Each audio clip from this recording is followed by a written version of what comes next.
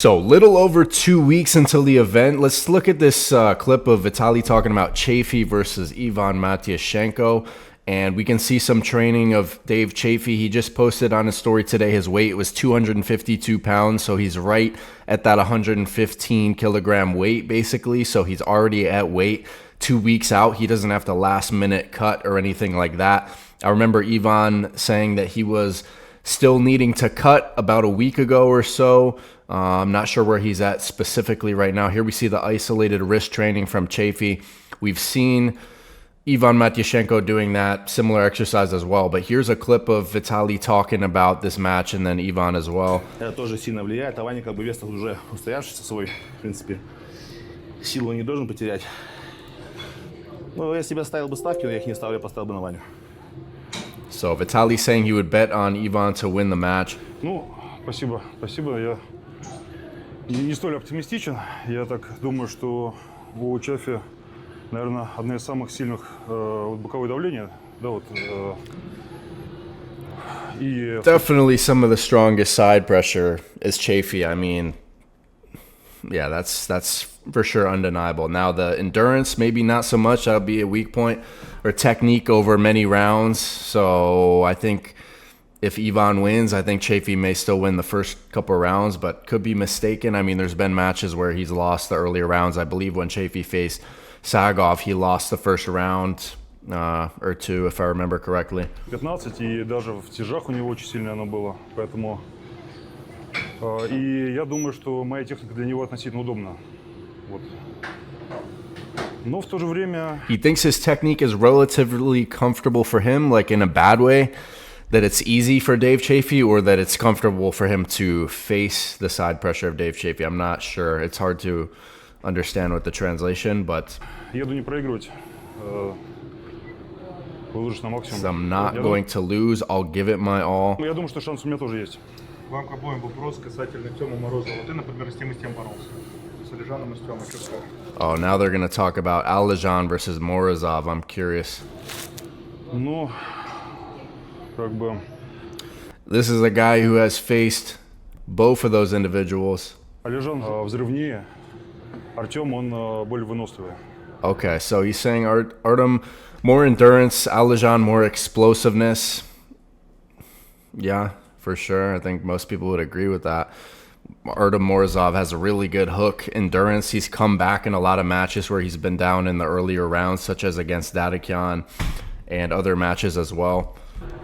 Если где-то остановит Артём, то, конечно, у него шансы появляются. У Алежана есть нюанс, он именно в конце бывает тяжеловато ему додавливать. Но с другой стороны, он отдает и с разгона забирает. Фаворит, на мой взгляд, Alejan. Ну, собственно, и они, когда боролись друг с другом. Favorite Alejan, Travis Bajan as well. Said he thinks Alejan is going to win if he's accepting this match, being that he's at a lighter weight. So. Но, опять же, шансы у Артема тоже есть. Тем более он после перерыва, если подвосстановился, то я думаю, что шанс есть.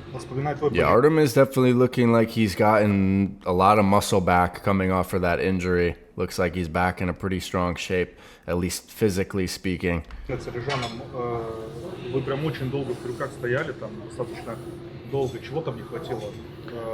Мне не хватило всего. То есть мне бока не хватило, угла не хватило. Мне недостаточно пронатора тоже было. То есть я благодаря пронации кисти, я его там как раз придержал, да, и он не мог перевернуть. Но это, собственно, все, что у меня было. То есть придержать мог, а так, чтобы взять и контратаковать, это уже, к сожалению... Yeah, that's really good analysis. I think like the thing about Alejan, he's so technical that he takes away the pronation. He chops down into that hook, but from such a high angle where he's still able to pronate and get somebody turned under to where they can't access their pronation, which is how technical Alejan is and explosive. So, I mean, maybe a rematch in the future on the left arm. I bet Matyashenko would want to get some revenge for that match. С Артёмом боролся, с Алежаном не боролся. Сейчас Артём хорошо набрал, и когда я увидел, 140 масса была, и мы видим в Инстаграме, как он тренируется, активно готовится. Конечно, после травмы тяжело становится, но, насколько я понял по разговорам, что он восстановлен. Если он восстановится до той же формы, при которой боролся со мной, Я думаю, что Артему получится. Okay, wow.